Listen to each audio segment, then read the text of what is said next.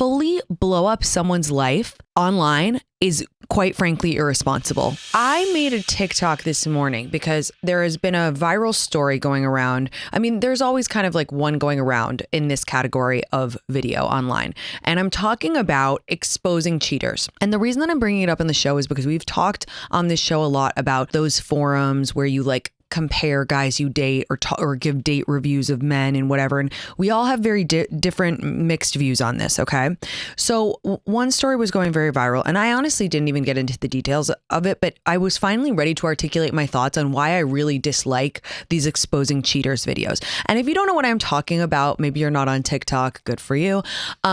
The videos kind of go something like this. It's always a person and they're like, if your boyfriend was on the United flight to Dallas wearing a blue shirt, girl, he is cheating on you. Like he was texting a girl named Sally the entire flight. And I just like TikTok do your thing, like find her. And inevitably they find this girl and, you know, the TikTok goes viral and someone's like, oh my God, I think that's my friend Sally's boy, like whatever. Like the information is triangulated and whatever. These didn't sit right with me. And I was like, I don't know why, but just, I don't know. These don't feel right. And finally, I was able to articulate my thoughts and they are as such. They remind me of those videos on social media where people film themselves giving food to homeless people. And I understand that like, that's a good thing, right? A good thing has happened when someone gives someone who needs food, right? But these videos are always more about the person giving the food than it is about the charity work, right? That's just my opinion. Like it's always this theatrical performance. And I'm like, why did you like press record before like giving this person who is going through a very hard time, like their food? Like, I don't know. I just feel like the highest form of charity is when you do it and you don't have to talk about it. Again, I get that a good thing happened and maybe it inspires people to do other charity work, but it just reminds me of those videos because in both the cheating example and the giving food to homeless people example, it always ends up being more about the person telling the news or doing the thing than it is about the actual act, if you follow me. Second of all, I think that it's very humiliating way to find out you're being cheated on. It's a very, very humiliating way, right? Like imagine you're just in a relationship, whatever. Maybe you have suspicions, maybe you don't. And you wake up and your entire phone is blowing up because there is a video with 5 million views telling you your boyfriend's cheating on you. And all of a sudden you have a million questions, you have a million notifications, a million DMs. Like that is a humiliating way to find out. And you guys know how I feel about this. I do believe that eventually cheaters always get found out. And it's like, I just don't think it's anybody's business, which brings me to my third point, which is that you don't know the context, right? In all of these situations, like you just don't know the context of these people's relationships.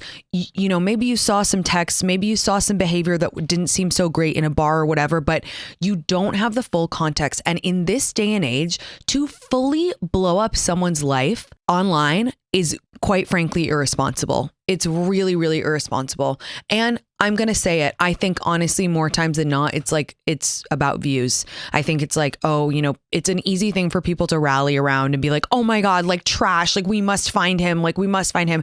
And and my final point is like, when you comment on these videos or you send them around or you engage with them, you're giving consent to be filmed or recorded or like watched in public without your consent.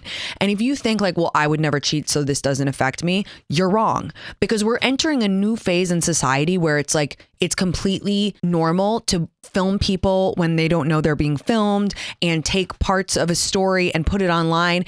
And let me tell you guys right now, this is bad for all of us. Okay. This is bad for all of us. You think it doesn't affect you, but it really does. And I want us all to be very certain that we are ready to enter this phase of life and the merging of online and this like vigilante shit. Like, because I don't agree with it. I don't agree with it. I think it's really toxic. I think it's really negative. I feel the same way I do about, you know, those online forums where it's like, you know, comparing people and giving date responses. I think it's very scary, and that's that on that. So if anybody wants to call and discuss with me, I would be so interested to have like another point of view. It's 844-305-ANDY. But first, let's talk to Casey. Hey, Casey, what's up? Hi, how are you? I'm good. How are you? What's going on? I'm good. Okay, so I'm going to give some context first before I get into my question. Okay. I am 30 years old. Okay. And I'm in an open marriage relationship to talk about context of like cheating and all of that. Like whatever works for you. Whatever works for you. I think that's awesome. Great.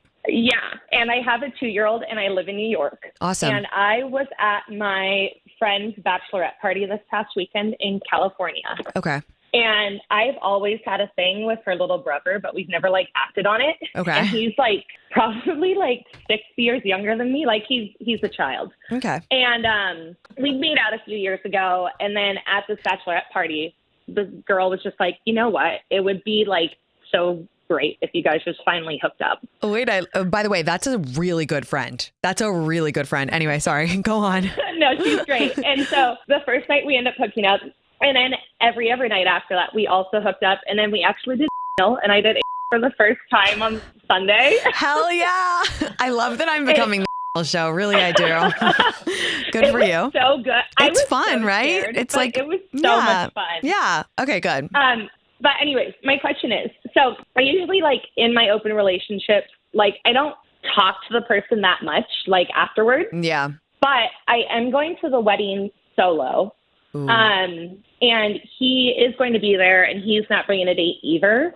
But I don't know if I should like send a text or just like live my summer and just like have a good time and see him at the wedding and just like whatever happens, happens. But I know that I have his sister's blessing to do it again. Yeah. I mean, just looking for your advice. What are the rules of your open relationship? Because I know that, you know, when it comes to open situations, there's sometimes rules about like no talking or like no repeat customers or this, that, and the third. Are there any rules in your relationship preventing you from texting him? No, there's none. We're just like a don't ask, don't tell situation. Okay. But like I also told him, I was like, look, like this is not anything that I'm looking to turn into anything. Like I'm in a totally happy marriage. Right. Like, this is just fun. And he was like, oh my God, that's really cool.